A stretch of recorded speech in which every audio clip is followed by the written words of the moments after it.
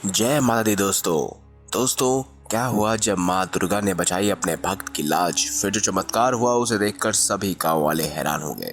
यदि दोस्तों आप दिल से माता रानी को मानते हो और उनके चमत्कारों पर विश्वास करते हो तो इस वीडियो को अंत तक जरूर देखें, क्योंकि आज की इस वीडियो को देखने के बाद आपका विश्वास माँ दुर्गा के प्रति कई गुना अधिक बढ़ जाएगा।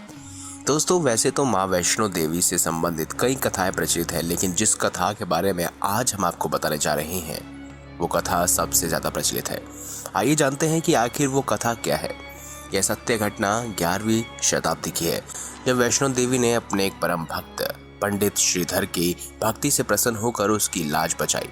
माता ने पूरे जगत को अपनी महिमा का बोध करवाया। तब से आज तक लोग इस तीर्थ स्थल की यात्रा करते हैं और माँ की कृपा पाते हैं। कटरा से कुछ दूरी पर स्थित हंसाली गांव में मां वैष्णो देवी के परम भक्त श्रीधर रहते हैं। एक दिन उन्होंने नवरात्रि पूजन के लिए कुंवारी कन्याओं को बुलवाया।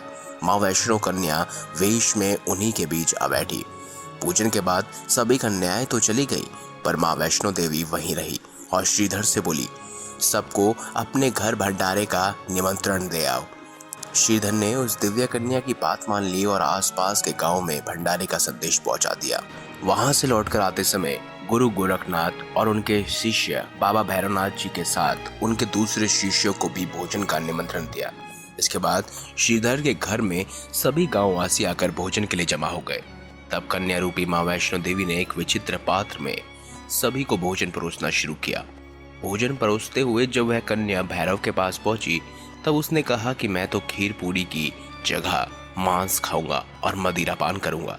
तब कन्या रूपी मां ने उसे समझाया कि यह ब्राह्मण का भोजन है, इसमें मांसाहार नहीं किया जाता। किंतु भैरवनाथ ने जानबूझकर अपनी बात पर अड़ा रहा। जब भैरवनाथ ने उस कन्या को पकड़ना चाहा तब मां ने उसके कपट को जान लिया। मां उससे हाथ छुड़वाकर हवा की तेज गति से वहां से भाग निकली। भैरवनाथ भी उनके पीछे पीछे भागा। माना जाता है कि मां की रक्षा के लिए कलयुग में जागृत देव पवन पुत्र हनुमान भी मौजूद थे। इस दौरान माता ने एक गुफा में प्रवेश कर 9 माह तक तपस्या की और भैरवनाथ भी उनके पीछे पीछे वहां तक आ गया। तब एक साधु ने भैरवनाथ से कहा कि तू जिस कन्या को कन्या समझ रहा है वह आदि शक्ति जगदम्बा है, इसीलिए उस महाशक्ति का पीछा छोड़ दे। भैरवनाथ ने साधु की बात नहीं मानी।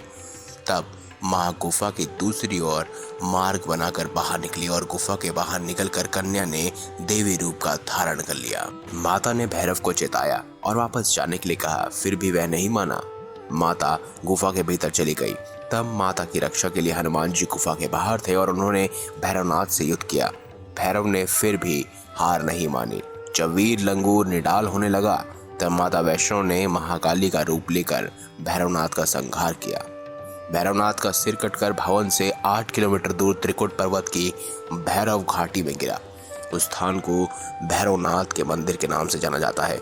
जिस स्थान पर मां वैष्णो देवी ने हटी भैरवनाथ का वध किया था वह स्थान पवित्र गुफा और भवन के नाम से प्रसिद्ध है। दोस्तों इस बीच पंडित श्रीधर बेचैन हो गए। वे त्रिकुट पर्वत की ओर उसी रास्ते में आगे बढ़े जो उन्होंने सपने में देखा था। वे गुफा के द्वार पर पहुंचे। उन्होंने कई विद्याओं से पिंडों की पूजा की और दिनचर्या बना ली। देवी उनकी पूजा से प्रसन्न हुई। वे उनके सामने प्रकट हुई और उन्होंने आशीर्वाद दिया। तब से श्रीधर और उनके वंशज देवी माँ वैष्णो देवी की पूजा करते आ रहे हैं। आज भी 12 मास वैष्णो देवी के दरबार में भक्तों का तांता लगा रहता है। सच्चे मन से याद करने पर माता सबका बेड़ा पार लगाती है। तो दोस्तों अगर आपको वीडियो अच्छी लगी हो तो वीडियो लाइक करें, हमारे चैनल को सब्सक्राइब करें और इसे ज़्यादा से ज़्यादा शेयर अवश्य करिएगा। धन्यवाद।